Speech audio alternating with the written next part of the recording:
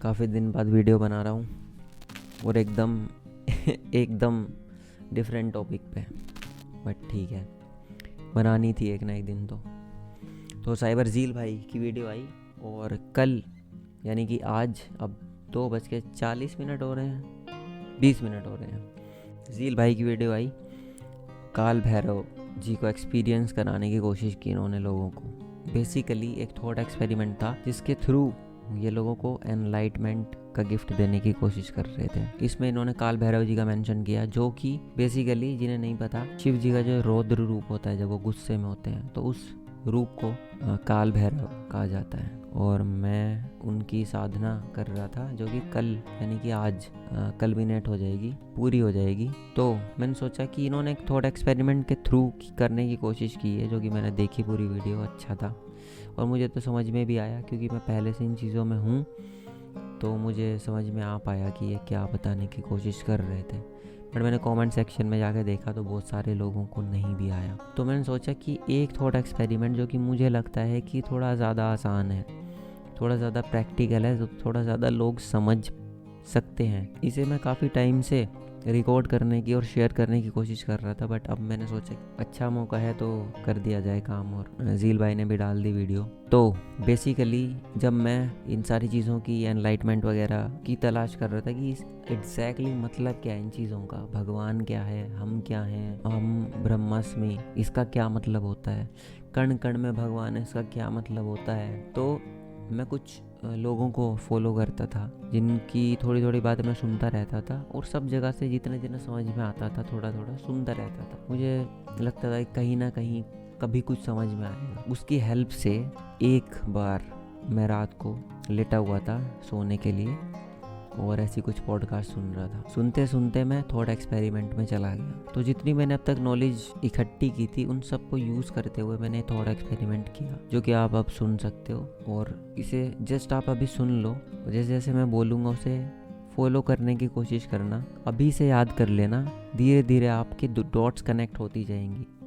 मुझे भी एकदम नहीं हुआ था, किसी को भी एकदम नहीं होता। तो मैंने एक बात सुनी थी किसी की, मैं यहाँ पे नाम जानबूझ के नहीं ले रहा हूँ ताकि आपके दिमाग में कोई थॉट ना आए कि ये उस बंदे की बात सुनता है या उसकी बात बता रहा है तो इस तरह की सोच होगी, या वो तो ऐसा सोचता है, उस वजह से आपको कोई नुकसान ना हो इस नॉलेज को लेने में, इसलिए मैं किसी का नाम नहीं ले रहा हूँ।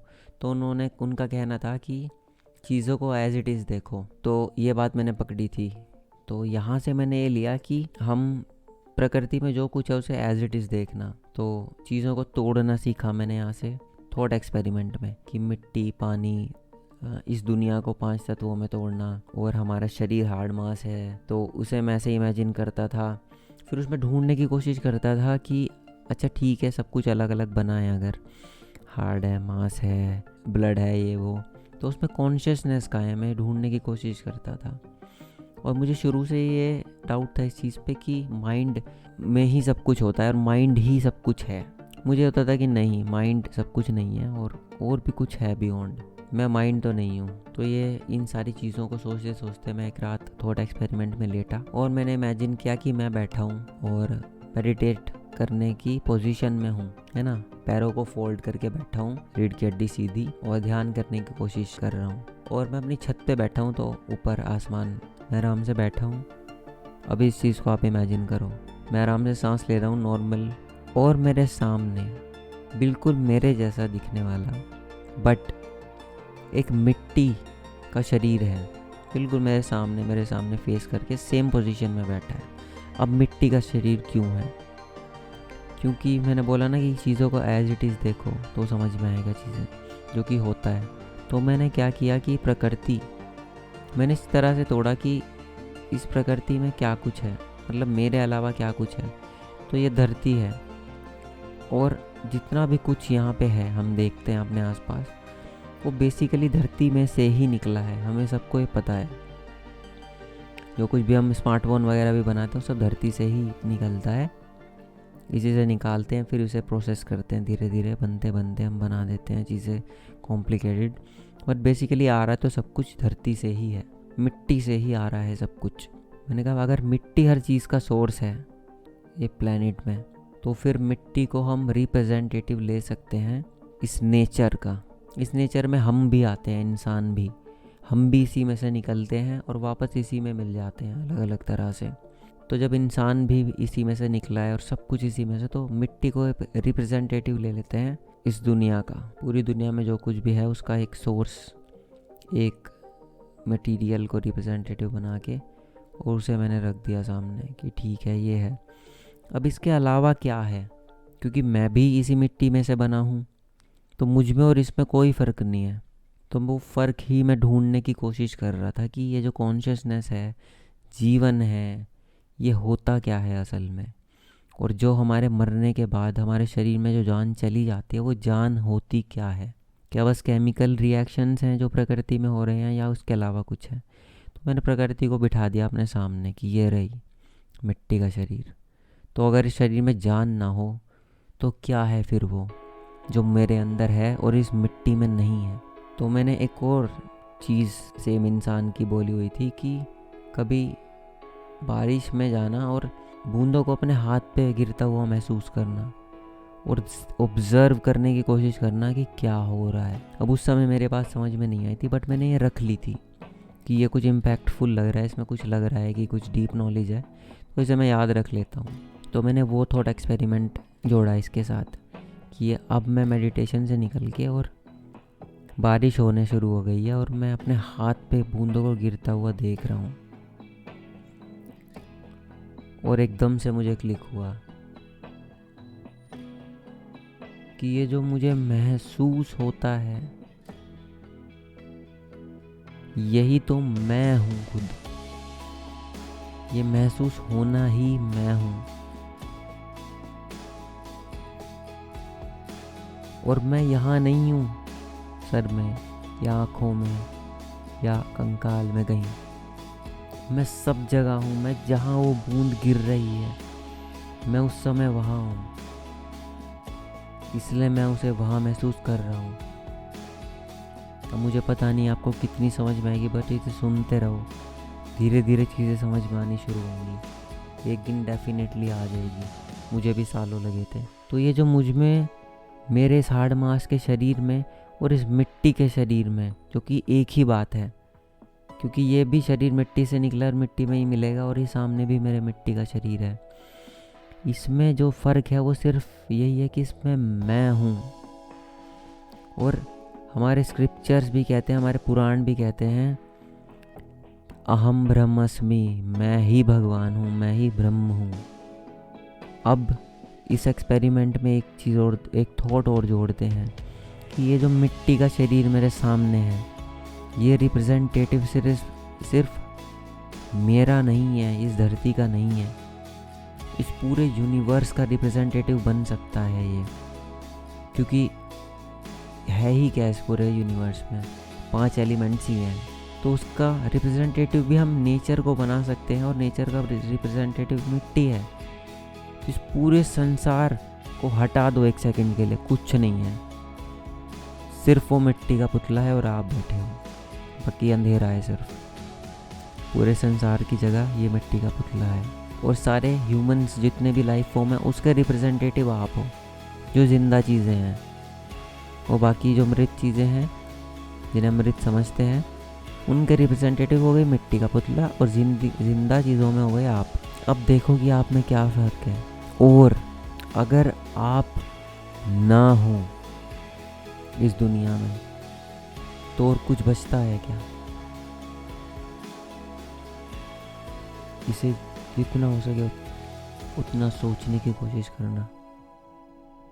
इसे आप चाहे तो जब मर्जी आंख बंद करके महसूस कर सकते हो, रन कर सकते हो एक्सपेरिमेंट को। आपके अलावा इस दुनिया में और कुछ भी नहीं है,